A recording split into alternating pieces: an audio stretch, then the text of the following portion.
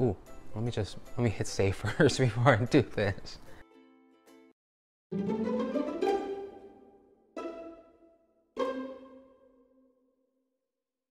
Hi everybody, it's Dan and welcome back to my kitchen. Today we're going to be making a delicious vanilla cake, but we're going to be making a slime from Dragon Quest. So let's go ahead and get right to it. I'll go ahead and throw a link to the recipe down below in the description. So we're going to start with our vanilla cake. So grab your mixing bowl, and to that we're going to add in our flour, our baking powder, and our baking soda. Then we're going to give those dry ingredients a quick little whisk. Now let's scoot those over to the side, grab another mixing bowl for our wet ingredients, and add to that our eggs and our sugar. And with our hand mixer on a medium-low speed, we're going to go ahead and fully incorporate the eggs and the sugar together until they're both combined and light and pale and fluffy.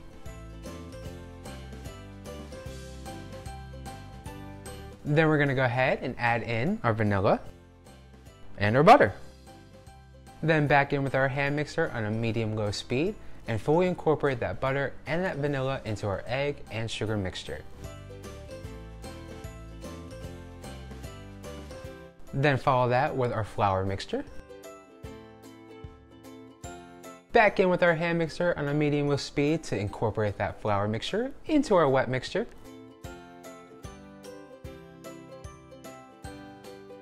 And then lastly, we're going to add in our sour cream. And on a slow speed, this way we don't overmix our cake batter, we're going to fully incorporate that sour cream into our cake batter.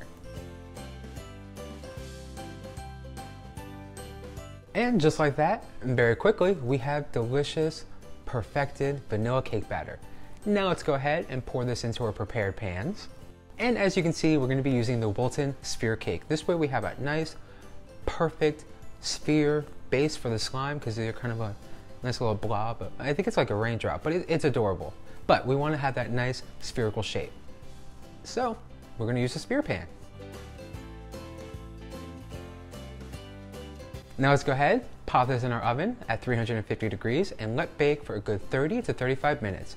Or until your cake tester comes out clean. So our cakes have baked, they've cooled in our pans to keep that nice spherical shape, and they look just absolutely delicious, and they come out so clean. Really a big fan of these pans. Now let's go ahead and cut a little tiny piece off of our bottom hemisphere of our cake. This way the cake doesn't wobble around, it has a nice kind of flat surface to sit upon. Now we're going to take vanilla buttercream and we're going to add some drops of our sky blue food gel coloring. And then whip it up with our hand mixer on a medium speed to really get that color incorporated so we have that nice shade of blue that we're looking for.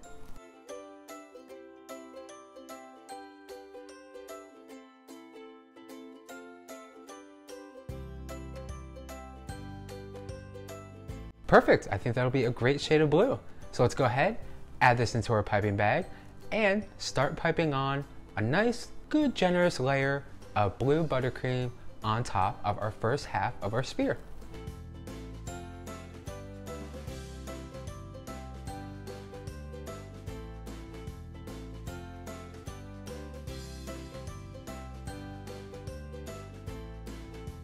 Then we're going to go ahead and add our second half of our sphere on top of the cake and buttercream. Then with the rest of our buttercream, we're going to go ahead and we're going to close that gap between both cakes and cover the full sphere with even more vanilla buttercream.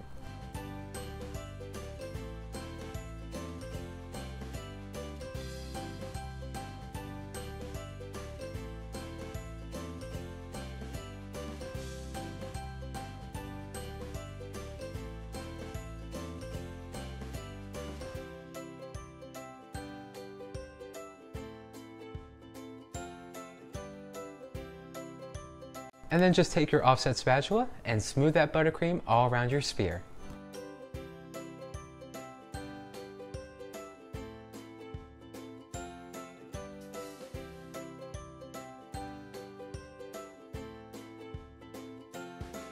Now for the little raindrop part of our little slime, I'm gonna use fondant. I've kind of rolled it out already and shaped it to kind of make that little raindrop top part. And then cover that with more blue buttercream. This way we have one unified, gorgeous color. And then back in with our offset spatula and smooth that out. Now we're gonna take more vanilla buttercream, dyed red, and give our slime a nice, big, happy smile.